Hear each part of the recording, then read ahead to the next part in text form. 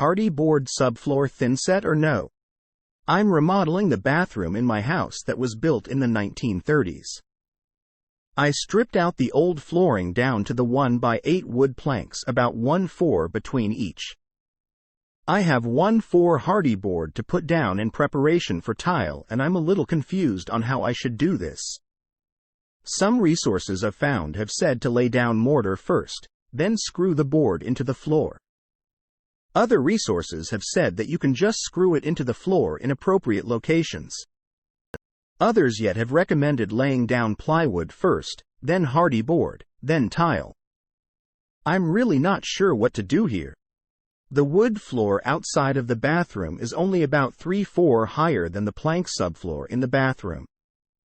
I'm concerned about ending up with a bathroom floor that's considerably higher than my wood floors.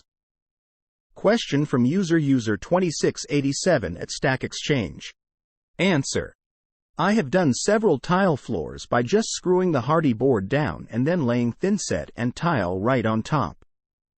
I only just heard recently that some people recommend that you should lay down thinset under your Hardie board.